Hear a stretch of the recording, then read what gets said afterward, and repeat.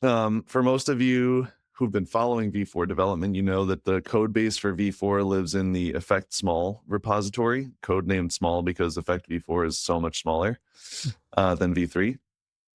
So if you have issues or pull requests or discussions or things that you want to suggest for v4, they should all be directed there. Please don't open up v4 issues or pull requests against v3 because they'll just be closed. We're trying to keep separation while v4 is in beta because it's just cleaner for us. You know, we're a small team of maintainers, so we need to avoid split brain. Also, just reiterating, this is a beta. It is not a stable release of v4. So we're going to be iterating very quickly on feedback. Beta releases may and probably will introduce breaking changes between beta versions. So I mentioned before that the version tag that's been released today is effect v4-beta.0. .1 could easily have many breaking changes, but we'll do our best to document those things as we normally would in the change logs for each package. So Ratius has a question that I'll address maybe after I finish talking about the spec schema. But where was here we go. So yeah, individual beta versions will potentially include breaking changes because APIs are going to be evolving as we incorporate real-world feedback. We're going to be addressing bugs, refining design choices, and we're going to do our best to document these things in the package change logs, but you should not assume stability between different beta versions. Yep. So rules of thumb, no heavy production use right now. But yeah. we say that, and like tomorrow we're going to get like 10 tomorrow, different people who are already shipped this to production and, you know. Yeah, so if you're running effective production, we still recommend v3 as our stable choice for the moment. You can obviously experiment with v4 to your heart's content, but we still recommend v3 for production use cases. But once v4 does stabilize, we're committing to a long-term stability like release. We don't have a schedule for this yet, but what we want is for v4 to be like an LTS release. We don't want to have major breaking changes like v3 to v4 frequently in the future. We'd rather try to have like a more like long-term stability schedule. So we don't have a timeline for how long Effect v4 is going to remain in beta. We're going to take all the time we need to feel comfortable about stability, just like we took all the time we needed to feel comfortable about shipping Effect v4 to beta. So yeah, Mattia, I don't know if you have comments on that.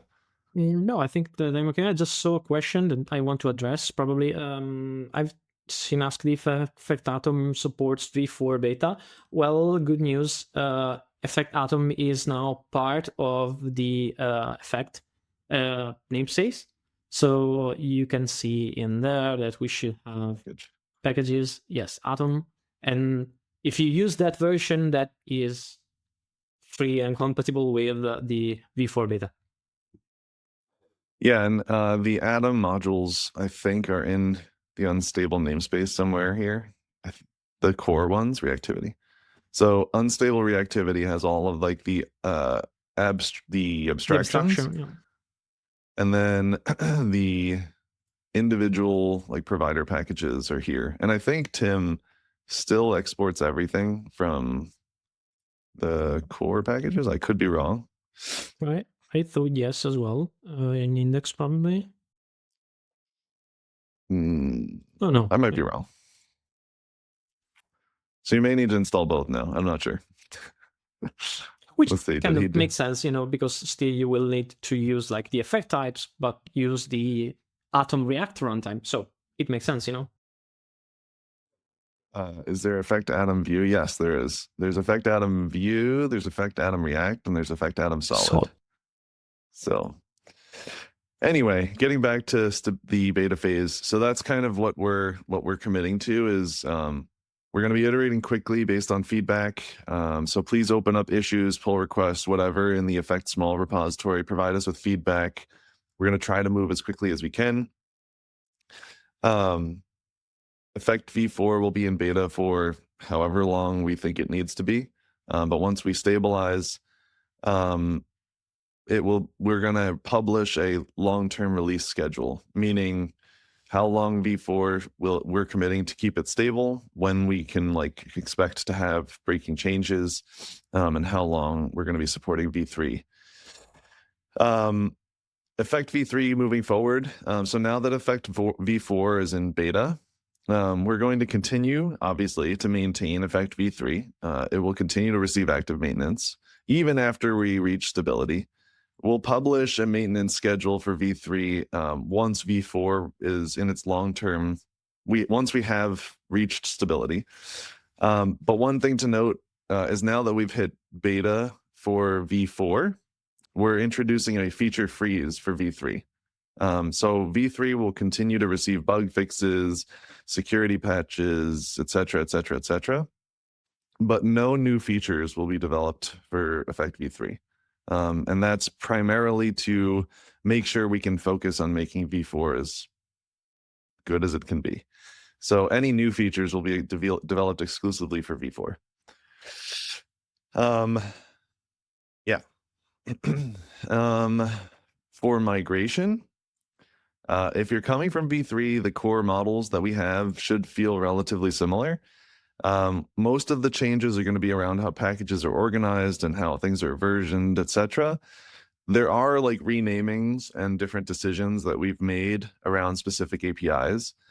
So we're working on migration guides. So if you want to take a look, I've started working on a set of migration guides for v3 to v4. All of these migration guides are indexed from this migration.md in the effect-smol repo.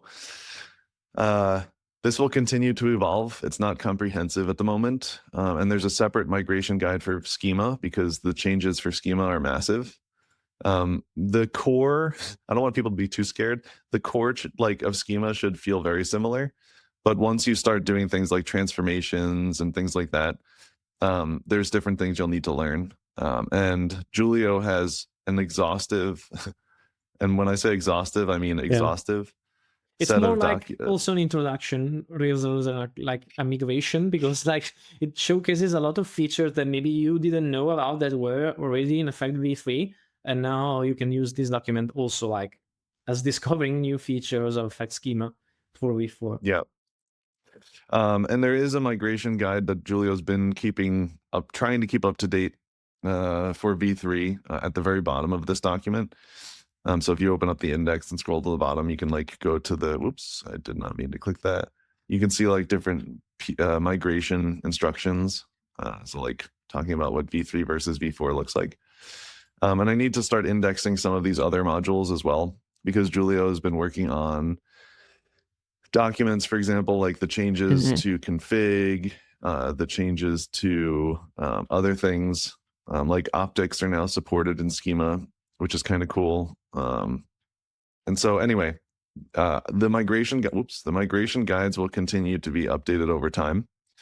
But we've already started working on like some of the major pieces of migration, which we can talk about in today or in future office hours, whatever. While we're in beta, I know like the next logical question I'm going to see like 1,000 times in chat when I look over at it is like, docs when? We are going to be rebuilding the effect documentation from the ground up for v4 with like new landing page, new documentation setup structure. So again, we're going to take the time to get that right. We're not going to rush out a doc site just so folks can have access to it.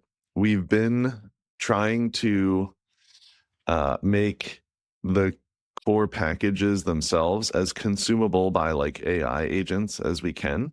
So if you, for example, like clone this effect-smol repo to your local environment and chat with your AI agent of choice about it, most of the modules now have pretty detailed JS docs for each method. You'll see Effect takes like 12 years to load because we've been trying to enhance the examples and JS docs associated with these modules, but we have a lot of plans for, number one, making the docs better, right? And then also for making the project and Effect in general work as well as it possibly can with LLMs. So please give us time. Are there generated API docs? I think that we're doing that. Hang on. If not, we can certainly do that. Packages, Effect. Maybe not. Sebastian, do we have DocGen docs? Anyway, so please give us time. But the other thing we're also interested in exploring is other types of migration tooling to help folks out. So things like code mods for simple renamings and other things that we can actually code mod for you. AI assisted migration skills. So like maybe giving your LLMs access to like a set of skills for helping you with migrating between Effect v3 and v4. These don't exist yet, but it's stuff we're exploring. We wanted to prioritize getting the beta release into your hands over delaying it to build out all the migration tooling because we felt like that was the right thing to do. And we also felt like the feedback that we would receive would help inform these different like migration tools that make the most sense.